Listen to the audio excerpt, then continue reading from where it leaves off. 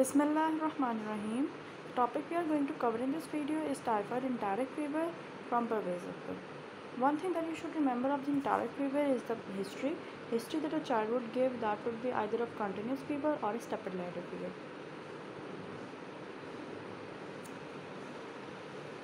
In this case, there is a 7-year-old girl who recently travels to a village with a family. There is a history, 4-day history of continuous fever, diarrhea, and tenesmus. Tenesmus means there is urgency to pass stool, but and there is a feeling of incomplete evacuation. Toxic looking child, and there are palpable small erythematous rash on the trunk only. They are basically the rose spots. They're only present in 25% of cases, and it's not a definite sign basically. You won't find it in every case. Liver and spleen, they are enlarged, and stool examination reveals blood and leukocytes. Leukocyte means there is some infection. Typhoid fever is one of the commonest cause of paralysis of unknown origin. If a patient presents to you with fever and no known cause of the fever, there isn't any like fever is a symptom, so there isn't any cause that can be detected, like no ear pain, no pharyngitis associated with nothing other thing that can associate with it, or all the blood tests are clear, still there is fever. So typhoid fever is one of the things that you can list prioritized in a list of causes of paralysis of unknown origin. It's a bacterial disease caused by typhoid bacillus. It is characterized by prolonged fever, abdominal pain, diarrhea, delirium, rose spots, which I told you is not definite. Splenomegaly, complicated sometimes by intestinal bleeding and perforation. It is caused by Salmonella typhi, and there are paratyphoid fever too, and that can be caused by paratyphoid A, B, and C.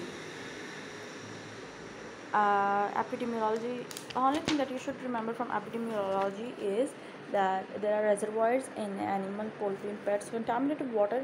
If any person takes contaminated water, infected fruits, vegetables, food, ice, milk, so Salmonella typhi gets into humans, and it basically resides in the intestine, as you can see here. Pathogenesis में लिखा हुआ है. Incubation period is 7 to 14 days. उसके बाद symptoms properly आना शुरू हो जाएंगे.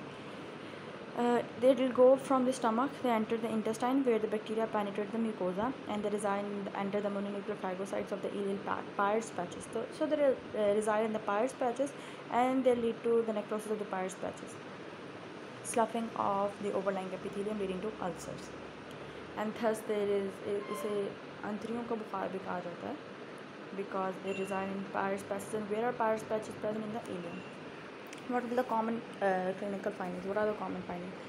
Presentation of the typhoid fever different in different age groups, but the incubation period, as I told you, 7 to 14 days, and it ranges between 3 to 30 days. In an infant, it will present as mild gastroenteritis, severe sepsis, vomiting, diarrhea, abdominal distension, fever continues, and it may give febrile fits to the child. There will be hepatosplenomegaly, jaundice, anorexia, and loss of weight. Obviously, when there is anorexia and a child isn't eating anything, along with there is diarrhea and vomiting, so there will be weight loss. An older child, he will present with high-grade continuous fever or a fever of staphylococcus fashion. There will be lethargy, myalgia, abdominal pain, tenderness, and extreme toxic low. Further, he would have long drawn face along with coated tongue, furred tongue या coated tongue. Central में बहुत ज़्यादा coating हुई होगी. Maculopapular rash is the rose spots of tiger that occurs on only 25% of the patients, and they appear on 7th or 10th day as like fresh crop occurring. Raised laying, they slightly raised laying, that are blanched on pressure. Blanched on pressure means अगर उन पर pressure apply करेंगे तो उनका color fade कर जाएगा. There will be soft spleen that will be palpable in the second week. Obviously, there is hepatosplenomegaly. There can be in 7 to 10% of cases there can be relapse, and the person who excrete the organism in their stools for longer than 1 year, they're called chronic carriers. जिनको gallbladder disease होती है, they are predisposed to be in the chronic carrier stage. How would you diagnose? Diagnosis Salmonella is simple. Blood culture, urine और stool culture, bone marrow तक कम ही जाते हैं. और there are serological tests. Vidal test जो कि अब absolute हो चुका हुआ है, PCR है, और supportive tests है like CBC. Leukopenia may be present in spite of high-grade fever. There may be thrombocytopenia. Liver function test may be deranged. Typhoid fever, as it is one of the higher like prioritized cause of paralysis of unknown origin, differential diagnosis क्या हो सकता है?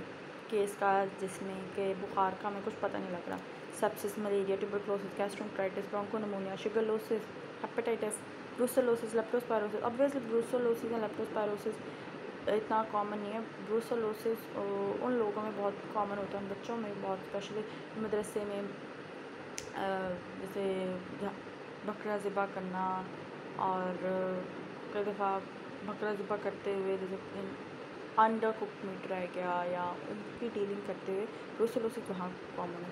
Bacterial endocarditis, infectious mononucleosis, malignancy such as leukaemia और lymphoma. Complications, what are the complications of typhoid? जैसे बताया कि pierce patches की necrosis हो सकती है, तो it can lead to intestinal perforation and intestinal haemorrhage as well. Toxic encephalopathy, it can lead to cerebral ataxia chorea, अगर ये इंट्राक्रेनियल प्रेशर भी इंक्रीज करा सकता है। Acute cholecystitis and hepatitis, meningitis, osteomalacia, sepsis, pneumonia. Pneumonia is due to super infection of other bacteria. Toxic myocarditis, fatal bone marrow suppression, and most complications occur after second week of the disease. How would you manage? There are different antibiotic courses: chloramphenicol with amoxicillin and fluoroquinolones, ofloxacin, ciprofloxacin. In multi-drug resistant cases, you can give fluoroquinolone or cefixime along with azithro, or in quinolone resistant cases, you can give azithro along with ceftriaxone and cefixime. But in severe typhoid fever, you can give fluoroquinolone with chloramphenicol and amoxicillin, and severe typhoid fever with multi-drug resistant fluoroquinolone, ceftriaxone और cefotaxime. क्विनोनॉल resistant cases में जिसमें हम फ्लोरोक्विनोल नहीं दे सकते, उसमें ट्रायाक्सोन, सेफोटाक्सीम along with एजिथ्रो और फ्लोरोक्विनोल सब add कर दिया along with azithro, though is resistant. Supportive में corticosteroids, give blood transfusion, give supplements and prevention, hand wash, proper hand washing, protective health measures, adequate temperature for cooking properly, eggs को cook करें, meet को cook करें, under cook meet या egg ना रहे, passive immunization, vaccination, obviously it's important. Mortality is higher than 10% and it's mainly due to the delay in the diagnosis, so we really need to diagnose it earlier so that it can have good prognosis. Children have a low risk to become a carrier, and chronic carriers are at increased risk to get biliary tract disease. This is all about typhoid. I hope you understand. Jazakallah khair.